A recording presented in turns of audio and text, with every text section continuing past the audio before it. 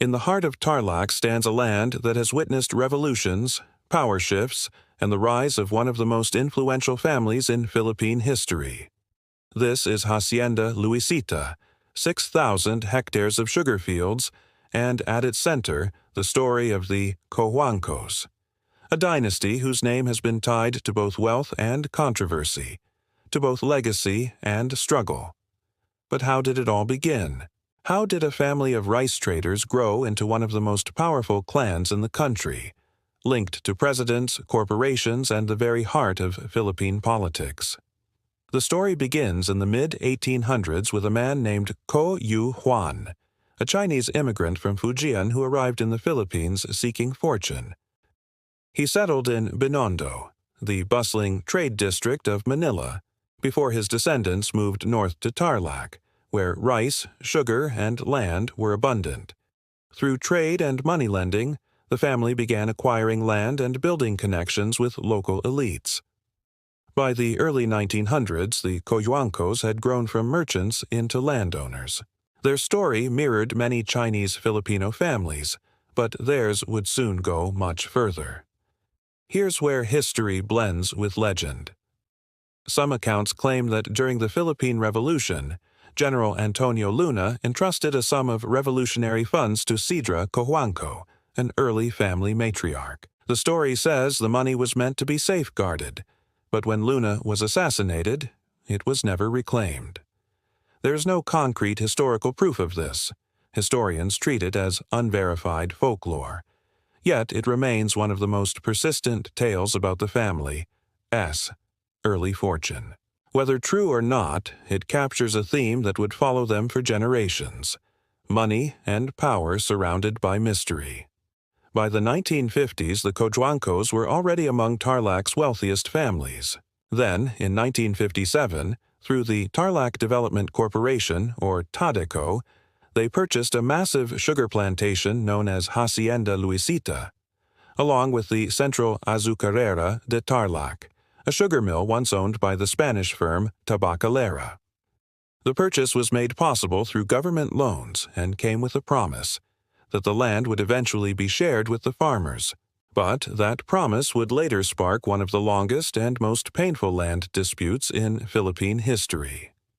By the 1970s, members of the Cojuangco clan had entered both business and politics.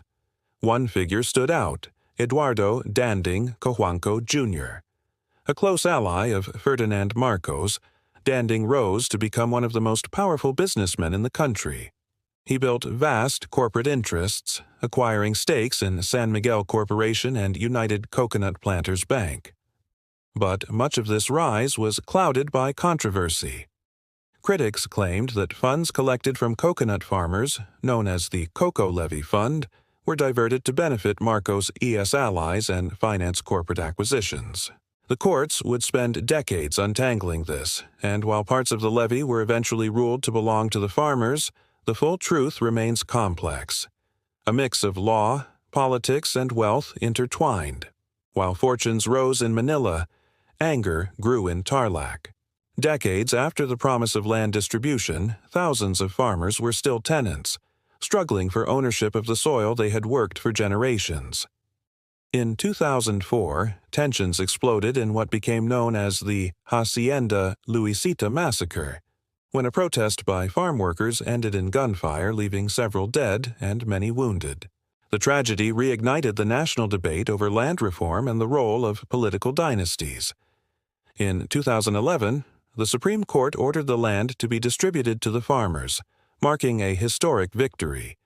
But implementation and compensation issues continue to this day. The Cojuangcos' story is not just about wealth, it's about influence.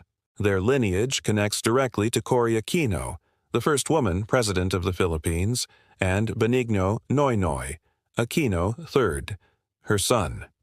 For over a century, their name has been tied to both reform and privilege, to national leadership and to lingering inequality.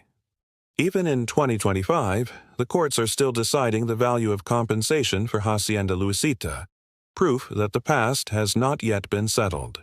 From a rice trader in the 1800s to an empire of land, banks, and politics, The Cojuangco story mirrors the Philippines itself, a nation built on ambition, shadowed by controversy and bound by family names that shape its destiny.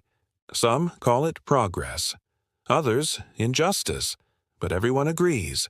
It's one of the most powerful stories of wealth ever written in the archipelago. Maybe the real mystery isn't how they gained their fortune, but how one family's story became so deeply woven into the history of an entire nation.